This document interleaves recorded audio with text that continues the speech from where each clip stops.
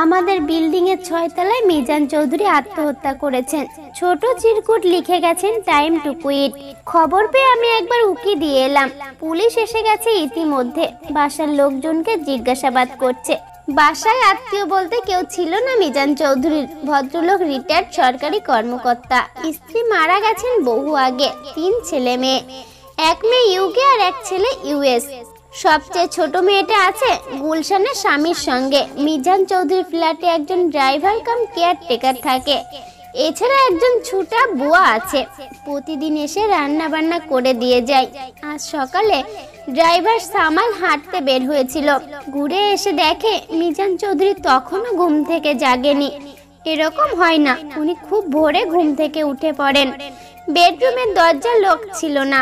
সালাম ঢুকে দেখে ঘুমিয়ে আছেন মিজান চৌধুরী।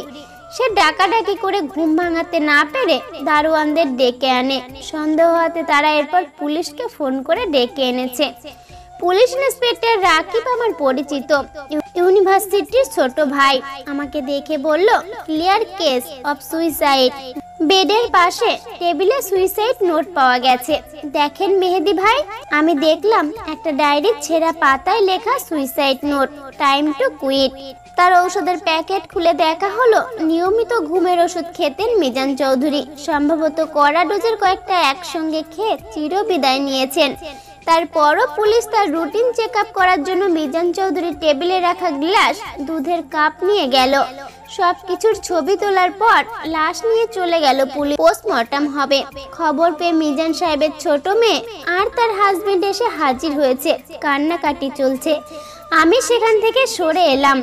বিকেলে আমি আর মিলি আত্মহত্যাটা নিয়ে আলাপ করছিলাম। এই সময় মোবাইল বাজলো।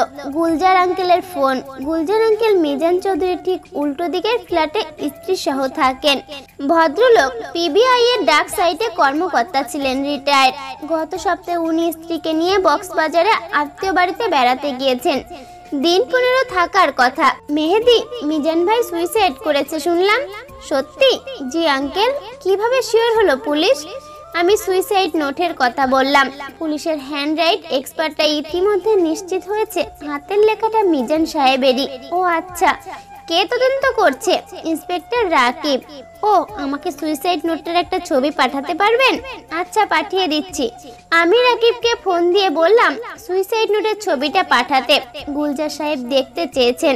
রাকিব বলল, ভাই, গুলজার স্যার চাইলে তো আমরা না দেওয়া ছাড়া উপায় নেই, কিন্তু এইগুলো গুরুত্বপূর্ণ এভিডেন্স, অন্য কারো হাতে না পড়ে একটু খেয়াল রাখবেন।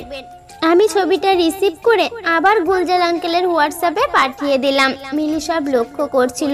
বলল, ভদ্রলোক পুলিশে চাকরি করে সন্দেহ করাটা অভ্যাসে পরিণত করে ফেলেছে। পরিষ্কার পানিতেও উনি গন্ধ পান। আমি হাসলাম। গুলজার আঙ্কেল কিন্তু দারুণ নাম করা অফিসার ছিলেন। ওনার বিশ্লেষণ ক্ষমতা মারাত্মক। দূর রাখো তোমার বিশ্লেষণ ক্ষমতা। লোকটা ঘুমের ওষুধ খেয়ে আত্মহত্যা করার আগে গুছিয়ে লিখে গেছে। তার হতাশ হয়ে আত্মহত্যা করার যথেষ্ট কারণও ছিল। স্ত্রী মারা যাওয়ার পর নিঃসঙ্গ হয়ে পড়েছিলেন। ছেলে মেয়েরা খোঁজ রাখে না, শরীরের নানা অসুখ, কি করবে আর? আমি কিছু বললাম না। মিলির প্রতিটা কথাই ঠিক। মিজান সাহেবের সাথে গুলজার আঙ্কেলের বন্ধুর মতো সম্পর্ক ছিল। হয়তো সেজন্যই উনি একটু ভালো করে খোঁজ খবর করছেন আর কি। তবে গুলজার আঙ্কেলের বিশ্লেষণ ক্ষমতা মারাত্মক। ওনার সাথে দেখা হলে আমি ভয়ে ভয়ে থাকি। কোনো কিছু ওনার কাছে চেপে রাখা কঠিন। প্রথম যেদিন দেখা হলো সেদিন উনি আমার কলিজা কাঁপিয়ে দিয়েছিলেন। আমাদের বিল্ডিং এর ছাদে একটা অনুষ্ঠান চলছিল। সন্ধ্যার দিকে দাওয়াত পেয়ে গিয়েছি। 5 তলার মিলন ভাই আমাকে ডাক দিয়ে একটা বয়স্ক লোকের সাথে পরিচয় করিয়ে দিল। মেহেদি, ইনি আমাদের 6 তলার ফ্ল্যাটে নতুন এসেছেন, গুলজার হোসেন। পিবিআইতে ছিলেন, রিটায়ার্ড করেছেন। আমি সালাম দিয়ে একটা চেয়ার টেনে বসলাম। মিলন ভাই সরে অন্যদিকে চলে গেলেন। কিছুক্ষণ নীরব থেকে আচমকা গুলজার সাহেব বললেন, আপনার স্ত্রীর কি বাচ্চা হবে? এটা আপনাদের মনে হয় প্রথম সন্তান, তাই না? আমি হতভম্ব। ভদ্রলোক বলে কি আমার স্ত্রী প্রেগনেন্ট? সেটা কিভাবে জানলেন? আমি হতভম্ব। ভদ্রলোক বলে কি আমার স্ত্রী প্রেগনেন্ট? সেটা আজই আমরা কনফার্ম হয়েছি। আমার বাবা মা আর শ্বশুর শাশুড়ি ছাড়া কেউ জানে না এখনো পর্যন্ত। আমি কয়েক মিনিট কোনো কথা বলতে পারলাম না। তারপর বললাম, হ্যাঁ ঠিকই বলেছেন। কিভাবে বললেন? ভদ্রলোকের চোখ চকচক করে উঠল। বললেন, ঠিক বলেছি তাইলে। আর একটা কথা জিজ্ঞেস করি, আপনার স্ত্রী বোধহয় ইলিশ মাছ খেতে একদম পছন্দ করেন না, তাই না? আমি একেবারে বাক্যহারা। লোকটা একেবারে খাপে খাপে বলেছে মিলি ইলিশ মাছ খেতে পছন্দ করে না একদম। বাসায় তাই রান্নাও হয় না, অথচ আমার ইলিশ মাছ খুব ভালো লাগে। মিলি বাসায় না থাকলেই কিনে আনি আর ভেজে খাই। আজও বিকেলে কিনে এনেছি একটা, রাতেই ভাজবো। কিন্তু এই ভদ্রলোক জানলো কিভাবে এত কিছু? আমি চেপে ধরলাম। কেমন করে বললেন? থট রিডিং জানেন নাকি? আপনি তো ম্যাজিশিয়ান দেখি।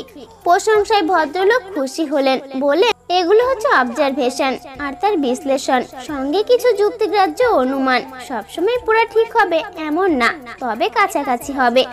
যেমন ধরুন আপনার স্ত্রীর ব্যাপারটা। আপনি এখানে বসার পর থেকেই মেসেঞ্জারে একটু পর পর মেসেজ রিসিভ করছেন, জবাব দিচ্ছেন চোখে মুখে খুশি নিয়ে। প্রতিটা মেসেজ পাওয়ার পর আপনার চেহারার পরিবর্তন বিশ্লেষণ করলে বোঝাই যায় আপনার প্রিয়তম কারো মেসেজ।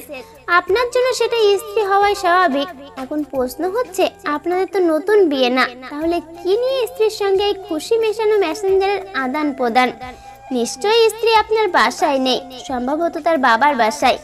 যেতেই পারে, কিন্তু এত খুশিতে মেসেজ আদান প্রদান কেন? আপনার সাদা শার্টের পকেট থেকে একটু আগে মেটার্নিটি ডাক্তার ফরিদা ইয়াসমিনের কার্ড বের করে সেটার ছবি পাঠালেন মেসেঞ্জারে। তাতেই প্রশ্নের উত্তর পাওয়া গেল। ইলিশ মাছের ব্যাপারটাও সোজা। আপনার পায়ের চামড়া স্যান্ডেলে কাদা লাগানো, কোথা থেকে লাগলো? গত কয়েকদিন এদিকে কোথাও বৃষ্টি হয়নি। চিন্তা করে দেখেন, আশেপাশের এলাকার মধ্যে একমাত্র টাউন হল বাজারের ইলিশ মাছের দোকানের সামনে কাদা কাদা থাকে এই সময়। ইলিশ মাছে বরফ দেওয়া হয়, সেটা গলে মাটিতে পড়ে কাদা হয়। আপনার স্যান্ডেলের কাদা লাগা দেখলে বোঝা যায় আপনি ওখানে বেশ কিছুক্ষণ দাঁড়িয়েছিলেন। অর্থাৎ মাছ কিনে তাদের দিয়ে কাটিয়ে এনেছেন এই বিকালে। বউ নাই, আপনি ইলিশ কিনে কাটিয়ে এনেছেন। এর অর্থ একটাই, আপনার স্ত্রী ইলিশ পছন্দ করে না। করলে প্রিয় স্ত্রীকে এই সময় একা রেখে আপনি ইলিশ বাসায় আনতেন না, সহজ ব্যাপার।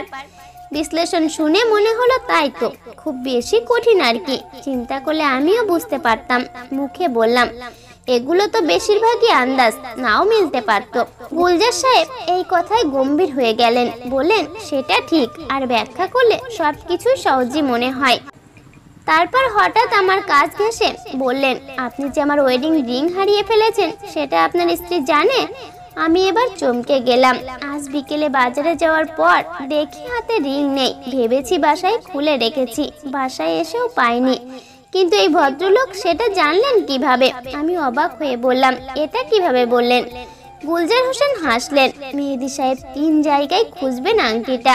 রান্নাঘরে বেসিনের ওপর যে তাক আছে সেখানে, টিভি রুমে সোফার ফাঁকে, আর যে ড্রয়ারে মানি ব্যাগ রাখেন সেখানে। ভাগ্য ভালো হলে পেয়ে যেতেই পারেন রিংটা। সেদিন বাসায় গিয়ে রান্নাঘরে বেসিনের ঠিক উপরের তাকে আমি আংটিটা পেলাম। মিলি বাসায় থালা বাটি ধোয়ার সময় খুলে ওপরের তাকে রেখেছিলেন, পরে ভুলে গেছি। এরপর থেকে আমার সাথে খাতির হয়ে গেল ভদ্রলোকের। আমি গুলজার আঙ্কেল বলে ডাকতে লাগলাম। ওনার সবই ভালো, শুধু মাঝে মাঝে যখন তীব্র চোখে তাকান তখন ভারী অস্বস্তি লাগে। মনে হয় লোকটা আমার ভেতরটা পড়ে ফেলছে পানির মতো। ভাগ্য ভালো, আমার লুকানোর মতো তেমন কিছু নেই। আজ আমি সুইসাইড নোটের ছবি পাঠানোর আধা ঘন্টা পর গুলজার আঙ্কেল আমাকে ফোন দিলেন। মেহেদি, আমার মনে হচ্ছে এটা আত্মহত্যা না, মিজান ভাই খুন হয়েছে। কি বলেন? কিভাবে বুঝলেন? কে খুন করেছে? কেন? কে খুন করেছে জানি না, তবে বের করে ফেলবো। আমি আজ রাতে বাসায় আসছি। আপনি রাকিবকে জানিয়ে রাখবেন, পারলে সে যেন কাল সকালে একবার আসে। আমি ফোন রেখে হতভম্ব হয়ে বসে রইলাম। আশ্চর্য লোক আমাদের গুলজার আঙ্কেল। যেখানে পুলিশ কনফার্ম করছে সুইসাইড নোটটা মিজান সাহেবেরই লেখা, সেখানে উনি ওই নোটের ছবি দেখেই বলে বসলেন এটা খুন। ভারী আশ্চর্য তো। গল্প সুইসাইড নোট, লেখক খন্দকার মেহেদি হাসান। গল্পের পরবর্তী অংশ আগামীকাল শেয়ার করা হবে। আর এটি একটি সম্পূর্ণ নতুন গল্প। আপনাদের কেমন লাগলো অবশ্যই কমেন্ট বক্সে আপনাদের মতামত জানাবেন। কিন্তু সম্পূর্ণ গল্পটি দেখার জন্য অসংখ্য ধন্যবাদ।